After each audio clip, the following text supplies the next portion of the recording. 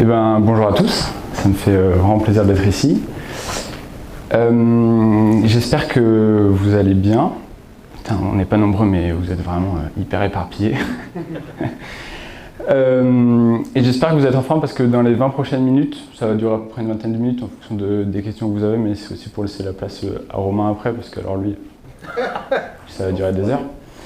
Et j'espère que vous êtes en forme parce que du coup les 20 prochaines minutes elles vont être plutôt intenses, puisqu'on va découvrir ensemble ce qu'est NGS. Et on va le faire ensemble pour au moins deux raisons. La première, c'est parce que à tout moment, si vous avez des questions, vous pouvez les poser. Moi, je veux vraiment que ce soit interactif. Je veux vraiment que vous participez tous et que en fait, je puisse répondre aussi à vos questions, à vos interrogations. Parce que vous allez voir, c'est un peu dense, c'est un peu compliqué. Et la deuxième raison, c'est parce que c'est vous qui allez composer le talk pour moi. Voilà. Ce soir, j'ai décidé de ne pas faire grand-chose. Donc, c'est vous qui allez m'aider. Petit point important, préparez vos téléphones à scanner des QR codes parce qu'il y en aura quelques-uns à scanner durant toute la présentation et plus on sera réactif, plus vite on ira boire des bières, il fallait pas le dire. Du coup, avant de rentrer dans le vif du sujet, qui suis-je? Donc moi c'est Esteban et actuellement je suis développeur web chez Infomaniac qui est un cloud provider éthique et suisse et donc du coup je travaille actuellement à Genève. En parallèle de ça, je termine mes études d'ingénieur en cybersécurité. Et dans mon temps libre, j'adore écrire du code, j'adore écrire des articles, j'adore finalement faire de l'open source. Et c'est comme ça que depuis 8 mois, depuis août dernier, j'ai rejoint l'équipe NGS sur GitHub. Et si vous voulez me suivre ou voir un peu tout ce que je fais, c'est principalement sur Twitter, X. Alors avant d'aller plus loin, moi je suis curieux de savoir qui parmi vous connaît l'écosystème. Donc pour cela, je vous invite à sortir votre téléphone, à scanner l'un des 3 QR codes, c'est les mêmes, et à répondre à la question du coup, connaissez-vous NGS? Si tout se passe bien, magnifique, tout se passe bien. Donc si l'écosystème il vous parle pas trop, c'est parce que finalement il est assez récent, il a que 2 ans, et dans le même temps il est plutôt orienté pour les développeurs qui publient des paquets sur NPM, mais c'est quand même un couteau suisse qui peut vous être utile, et du coup c'est pour ça que c'est intéressant de les avoir en tête, parce qu'il y a certains paquets, on le verra, qui dans tous vos projets peuvent vous servir. Ok. Ok, c'est cool. C'est cool. Donc la plupart des gens le connaissent pas trop. Donc c'est chouette, vous surtout, allez pouvoir apprendre plein de trucs ce soir. Et je suis hyper heureux parce que la slide fonctionne. Vous pouvez pas imaginer le nombre d'heures passées à faire ça. Alors avant tout, on va commencer par un petit historique de ce qu'est NGS. J'ai pas démarré le timer, c'est pas grave. Du coup, ça, c'est Pouya Varza. C'est un développeur qui depuis plusieurs années développe des outils principalement pour lui, pour l'aider dans sa vie de développeur. En 2020, il devient framework architecte, donc c'est lui qui lead la manière dont le framework Next est construit, quels outils ils utilisent et la manière dont ils sont organisés et gérés entre eux pour amener à la création de Next. Et avec cette nouvelle version, la version 3, il naît la volonté de faire de Next un framework agnostique du runtime et du provider, et de le faire finalement compatible avec l'Edge. Et tout ça, ça va emmener différentes problématiques qui vont faire qu'ils vont avoir l'envie d'extraire le plus possible des parties du corps de Next pour le rendre plus facile à maintenir, pour faciliter la maintenance de ces différentes parties. Ils vont l'extraire et ça va créer différents paquets qui vont être du coup agnostiques du runtime et du provider. Pourquoi? Pour ensuite pouvoir le partager à la communauté, puisque eux, leur volonté, c'est de pousser l'Edge. Et donc, en partageant tous ces paquets qui sont agnostiques, ça leur permet aussi de pousser dans ce sens-là. Et donc, ce qui est cool, c'est qu'ils sont évidemment compatibles avec Node, donc vous pouvez les utiliser dans vos projets. Et du coup, c'est comme ça qu'en 2022, donc il y a 2 ans, est né NGS. Et aujourd'hui, c'est plus de 63 paquets, plus de 50 000 étoiles sur GitHub, tout paquet confondu. 400 millions de téléchargements par mois. Et 150 contributeurs. Et NGS, c'est important de le préciser, mais c'est juste une organisation sur GitHub, c'est pas une entreprise. Moi, je suis 100% bénévole. Et du coup, depuis 2022, donc l'écosystème a bien évolué. Au départ, quelques paquets, et maintenant, plus de 63, comme je l'ai dit, qui sont représentés par ces magnifiques icônes, qu'on verra, peut-être pas tous. Deuxième petite session. Donc comme on vient de voir, NGS il est plutôt orienté pour les développeurs qui créent des paquets NPM. Du coup, qui parmi vous a déjà construit des paquets NPM? Donc si vous avez déjà construit des paquets NPM, vous avez pu rencontrer différentes difficultés, notamment la phase de build, la phase de création d'une changelog, le fait de release une nouvelle version, de la pousser sur GitHub. Si au contraire vous n'avez jamais construit de pack NPM et que vous vous posez plein de questions, bah, c'est aussi le moment où ce soir vous allez pouvoir les poser, parce que certains paquets de NGS répondent aussi à ces problématiques-là, parce que vous vous en doutez, quand on a 63 paquets à gérer, il y a des choses à automatiser. On ne peut pas tout faire à la main. Et donc n'hésitez pas à poser des questions. Rarement, jamais, pour la plupart des gens, bah trop cool, on va encore plus apprendre ce soir. Donc vraiment, si vous avez des questions, n'hésitez pas. Là, c'est le moment intéressant où vous allez m'aider à composer le talk. Et donc, comme on l'a vu, on a vu l'historique de NGS, on a vu dans les très grandes lignes à quoi il servait, mais le truc, c'est qu'il y a peut-être des paquets de NGS dont vous avez juste entendu le nom, ou vous l'avez vu quelque part sur Twitter, ou dans un autre repo, mais vous ne savez pas trop ce qu'il fait, vous ne savez pas trop la problématique qu'il résout. Et donc bah, ce soir, moi ce que je vous propose, c'est qu'on fasse le talk ensemble pour vous permettre justement de répondre à la plupart de vos questions.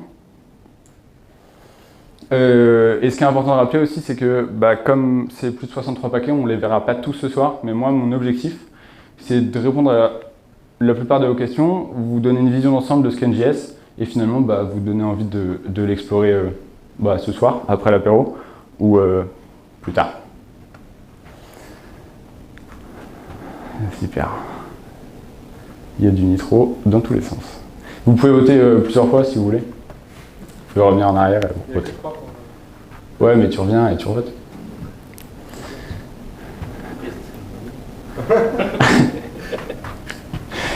Ok. Unstorage, nitro.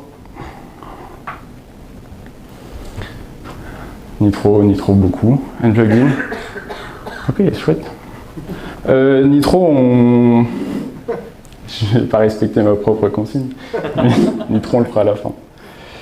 Ben, on peut commencer par Unplugin. Unplugin, il est chouette.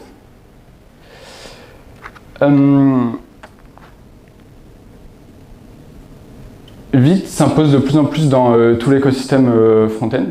Mais il reste quand même des cas d'usage, soit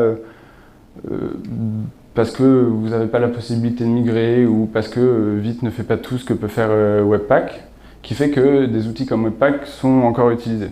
Dans le même temps, des outils comme Rollup ou ESBuild sont parfois plus intéressants que directement utiliser Vite, parce que votre projet ne nécessite pas de sortir une artillerie aussi lourde que Vite, et du coup vous gardez ces outils-là.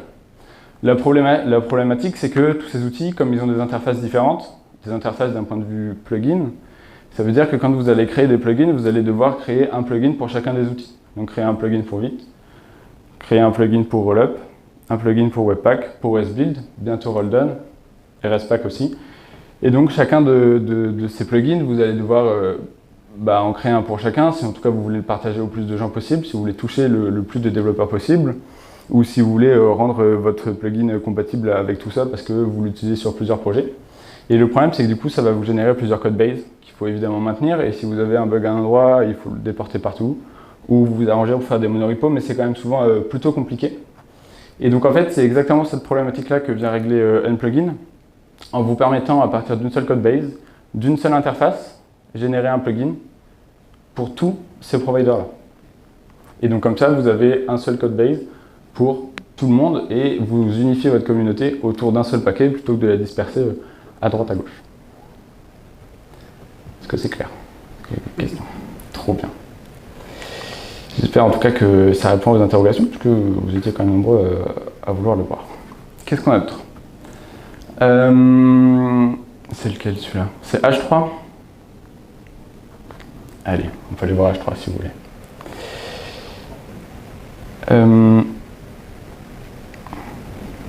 J'ai pas le droit de scroller.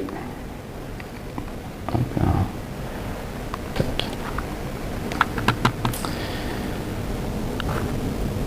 H3 globalement c'est ça. C'est comme Express, Mais c'est entièrement tree checkable et ça veut dire que toutes les utilitaires que vous allez utiliser, donc quand on parle d'utilitaires, c'est par exemple le readBody, le getQuery. Tout ça, ça va être tout ce que vous n'utilisez pas finalement, ça va être enlevé au moment du build de votre application. C'est comme express parce que l'API est pensée pour être hyper intuitive. C'est pensé pour être hyper facilement utilisable. Je pense que c'est compliqué de faire du code plus clair que ça. Vous vérifiez que... Ah ouais, j'ai mon doigt devant, ça marche moins bien. Vous vérifiez que vous êtes bien dans un post, vous lisez le body, vous récupérez la query. S'il n'y a pas de body, vous mettez une erreur. Sinon, vous retournez la query. C'est plutôt simple. Et ça gère tout ce que doit gérer finalement ce genre de routeur. Et ça va vous retourner automatiquement votre JSON s'il voit que c'est du JSON ou faire les redirects qu'il faut. Ce qui est important à comprendre, pourquoi il a été construit comme ça et pourquoi tout est utilitaire que vous importez. Parce qu'il a été construit pour l'Edge. Et que sur l'Edge, c'est hyper important d'avoir un temps de démarrage le plus bas possible. Pour vous donner un ordre d'idée, aujourd'hui, H3, quand il démarre, c'est moins de 2 millisecondes. Donc entre le moment où la requête HTTP elle arrive sur votre serveur dans l'Edge, c'est moins de 2 millisecondes pour qu'il démarre et qu'il soit capable de traiter la requête. À titre d'exemple, sur Nux 2, puisque ça aujourd'hui c'est utilisé sur Nux 3, sur Nux 2 on était de l'ordre de 300 millisecondes. Petit point intéressant quand on parle d'H3, c'est que en fait vous allez voir que, et notamment quand vous verrez ensuite Romain parler, les problématiques qui sont résolues sont vraiment faites pour l'Edge. Et donc c'est des problématiques qui sont très particulières. Et de fait, vous pouvez pas, il y a certains moments où vous allez vous demander, ben, c'est pas, pourquoi on veut absolument tree checkable toutes les fonctions utilitaires, pourquoi on est tant que ça intéressé pour avoir le bundle le plus petit. Pourquoi est-ce qu'on veut être agnostique du runtime? Pourquoi on veut lazy loader tous nos event handlers? Bah, tout simplement pour l'Edge. Il y a beaucoup de réponses à vos questions, c'est ça. Est-ce que du coup vous avez des questions là-dessus? Vous n'êtes pas très bavard. Hein, il va falloir trouver des questions. Très bien. Alors, de quoi on parle d'autre? Ah, une question. Il y a une question. Oui. C'est quoi l'Edge? Ouais, très bonne question. C'est vrai que je ne m'y attendais pas. J'aurais pu faire une présentation de ça. L'Edge, j'ai que 20 minutes. En gros, aujourd'hui, quand tu déploies une application côté serveur, type Laravel, Rails ou Adonis, par exemple, tu vas la déployer sur un serveur qui va être à un endroit physique sur Terre. Par exemple, tu vas le déployer dans un data center à Paris, dans un data center à Francfort, dans une localisation bien précise. Et tous tes utilisateurs, qu'ils soient en Australie, au Canada ou en France, vont venir taper ton serveur. L'idée de l'Edge, c'est de reprendre ce qui a été fait avec les CDN. Donc les CDN, c'est ceux qui délivrent des contenus statiques, donc qui sont eux dispersés aux quatre coins du monde pour permettre d'avoir un temps de réponse plus rapide et surtout, comme c'est du contenu statique, bah, vous pouvez l'envoyer partout et c'est plus pratique. Les CDN ne font pas que ça, mais entre autres c'est ça. L'idée de l'Edge, c'est de venir se mettre dans ces CDN-là, donc dans tous ces data centers autour du monde, pour pouvoir permettre d'avoir un temps de réponse le plus bas possible. C'est-à-dire que finalement, quelqu'un qui est en Australie va aller taper un data center qui est en Australie. Et ça va vous permettre aussi de finalement adapter votre contenu à la région, par exemple, de manière plutôt simple. Et après, l'idée de l'Edge, c'est aussi que, comme tout est proche, ben, il y a aussi, comme tout est dans des CDN plutôt, et que finalement, là on parle de 2 millisecondes, donc ça veut dire que ta requête elle est traitée en moins de 100 millisecondes, souvent c'est moins cher. Enfin, en théorie. Récemment, avec Vercel, c'est moins sûr. Après, c'est un concept qui est poussé par des gens. Romain vous poussera un autre truc. Et en fait, c'est très. Il n'y a pas de. Est-ce que c'est mieux qu'avoir un VPS? Ça dépend de ton cas d'usage. Un VPS, c'est du coup le serveur physique qui est à un seul endroit. Et là, ça dépend de l'usage. Et du coup, ce qui est intéressant avec l'Edge, ce qui est différent plutôt avec l'Edge, c'est comme vous n'êtes pas propriétaire du serveur, mais c'est quelqu'un qui gère le serveur pour vous, et qu'il y a donc cette difficulté de devoir La différence avec votre VPS, c'est que sur l'Edge, votre code ne tourne pas. C'est en gros un zip qui est stocké dans le CDN, et au moment où il y a une requête HTTP qui arrive, le zip il est récupéré, il est dézippé, il est interprété, il est exécuté. Et la réponse est renvoyée.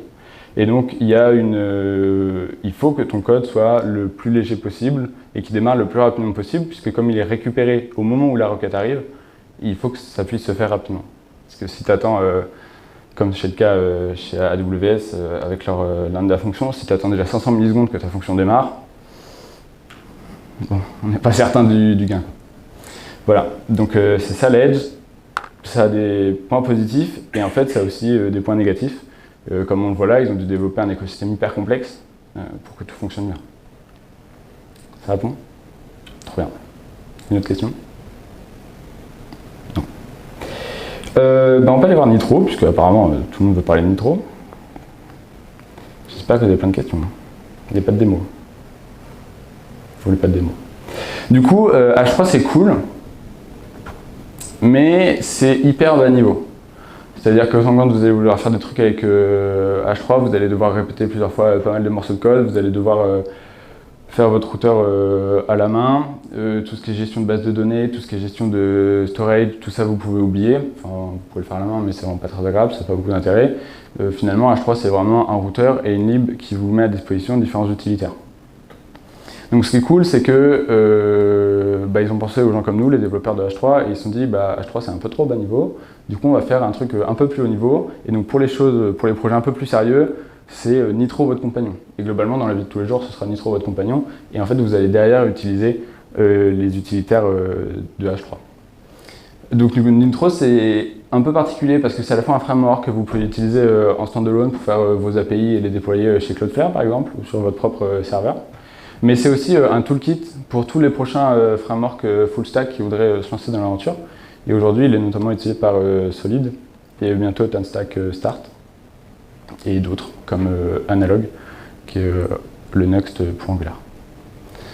Du coup, on pourrait en parler vraiment très longtemps, on pourrait faire des démos très très longues, mais ce qu'il faut comprendre du coup, c'est que c'est un framework plutôt haut niveau par rapport à H3, dans lequel vous pourrez interagir avec des API pour les bases de données, les WebSockets, le storage de type clé-valeur, et derrière vous pouvez le déployer où vous voulez.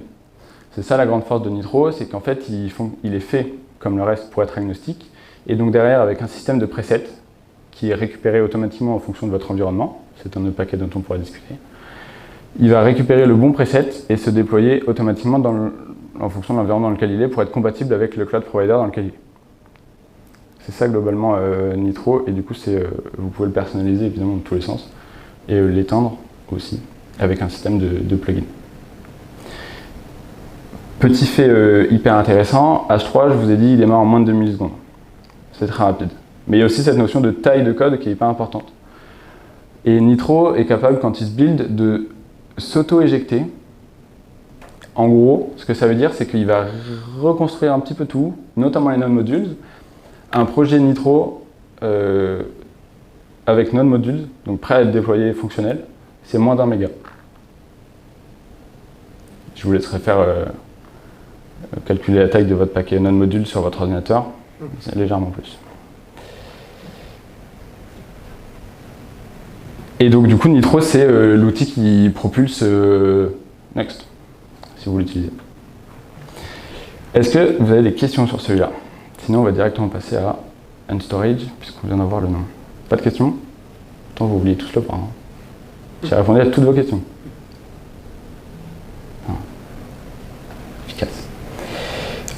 Du coup, donc on a pour la gestion du système de clé-valeur Unstorage, qui est... Voilà, il est là. Unstorage, en fait, c'est hyper simple. C'est une interface, mais comme beaucoup de projets, c'est une interface qui va vous permettre d'être agnostique de ce qu'il y a derrière. Donc vous utilisez l'interface et derrière, avec un système de plugin, ça va être, vous allez pouvoir monter le système de stockage que vous voulez. Donc ça peut être un système clé-valeur sur fichier, un système clé-valeur dans un cloud provider X ou Y, un système de clé-valeur in-memory, et donc vous utilisez celui que vous voulez.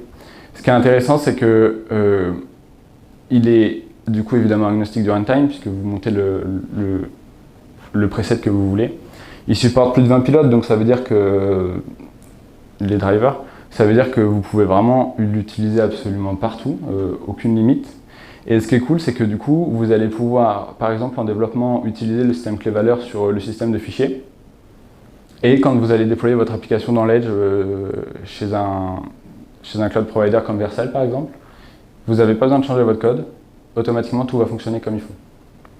Et ensuite, ce qui est intéressant aussi, c'est la manière dont il s'utilise, c'est que vous pouvez monter de manière dynamique, après que vous avez créé votre storage, des points d'entrée sur des drivers, et du coup, derrière, quand vous utilisez vos items, bah, vous allez pouvoir différents drivers en fonction du chemin qui est accédé. Donc dans ce cas-là, sur le /out, vous allez utiliser le système de fichiers, et sur celui-là, le in-memory, qui est par défaut. C'est ça l'idée d'UnStorage. C'est de faire cette interface entre vous et le système qui est derrière. Pas de questions? Ouais. Je connais plus d'Intocage de l'autre côté, qui est un système de layer. Je sais qu'en plus, c'est la Denis qui l'utilise, donc je fais la comparaison entre les deux. J'ai failli aborder le point et je me suis dit, non, ça va devenir trop compliqué. Mais ok. Donc la question c'est, il existe un autre système qui s'appelle Bento Cache, qui est utilisé par Node.js, par Adonis, et qui fonctionne du coup sur Node.js, et qui est aussi un système de cache multilayer. UnStorage est fait du coup pour être utilisé avec l'Edge en tête. Et donc en fait, comme tu es dans l'Edge, tu n'as pas ces mêmes problématiques là. Et donc tu as notamment pas vraiment cette problématique de cache, puisque comme ta fonction est VMware, de manière quasiment instantanée, ben, tu ne peux pas te permettre d'avoir ça. Et surtout, tu n'en aurais pas l'utilité, puisque c'est pas ton application vraiment qui gère le cache, mais tu délègues ça à ton service. Tout simplement. Donc UnStorage n'est pas forcément le plus pertinent dans une application monolithique, type Adonis. Je ne sais pas depuis combien de temps je parle, mais je crois depuis longtemps. Ouais. Depuis au moins 20 minutes. Du coup, on va en faire un dernier et après on ira sur la dernière slide. Moi, ce que je vous propose, c'est qu'on aille faire Magic Regex. Parce que, bon, après, je sais que vous aimez tous les regex. C'est ça. Du coup, les regex, évidemment, ça vous parle. Souvent en pas très bien qu'en bien. Et le problème des regex, c'est que ça peut devenir très difficile à maintenir. Parce qu'on l'a écrit une fois, elle fonctionne et puis elle fonctionne. Donc bah, on n'y touche pas. Et le problème, c'est que souvent les regex, ça devient vraiment compliqué, surtout à relire.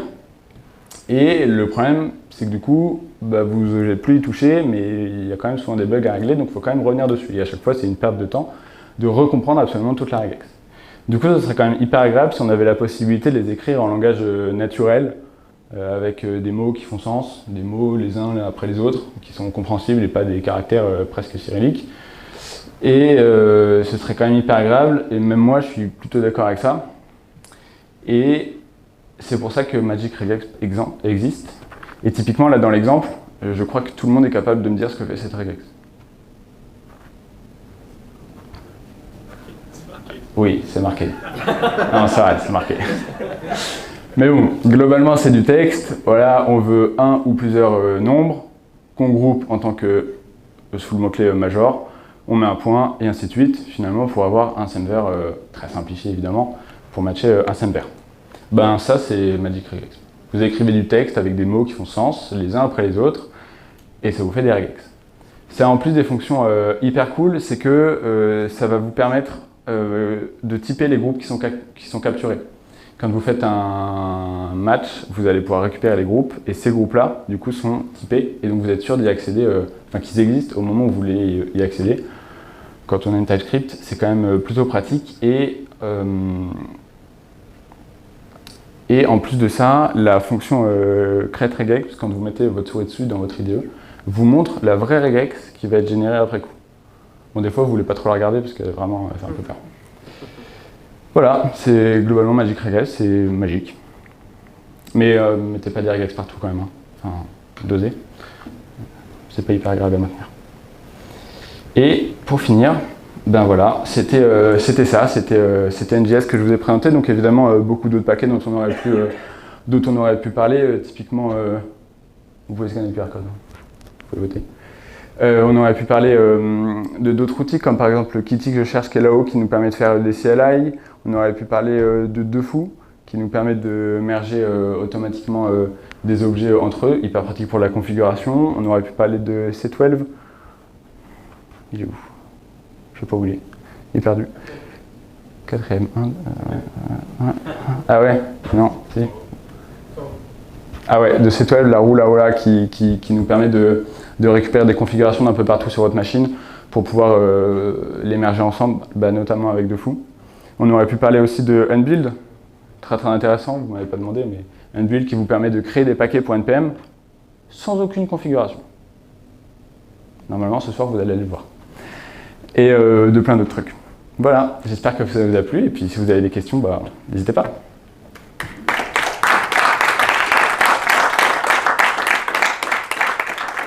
Merci Esteban. Donc, comme il vient de le dire, si vous avez des questions, n'hésitez pas. Ou... Ouais, une question. C'est pas vraiment une question, mais il n'y a pas Magic Regex, du coup, je crois, je le vois pas.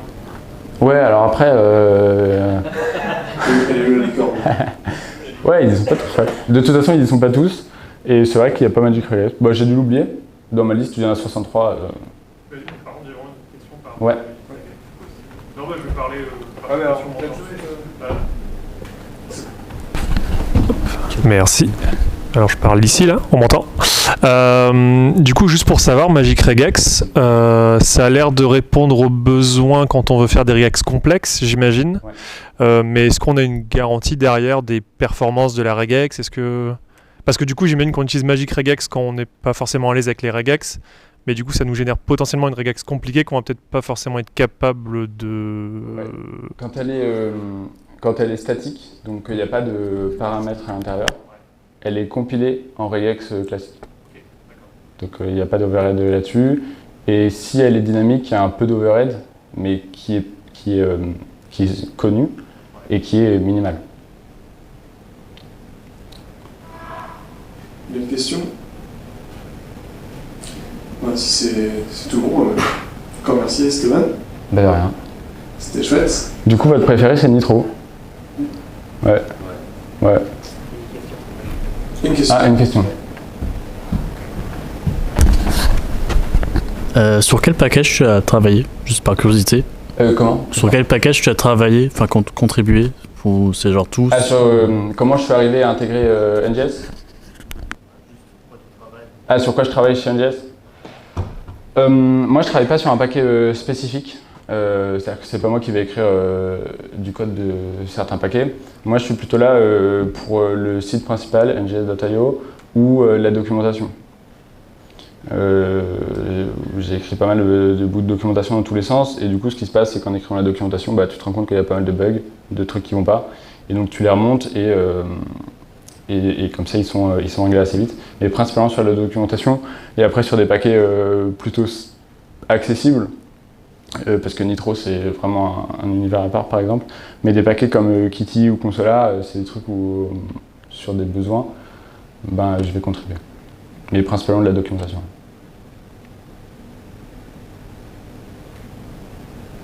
Super. Parfait.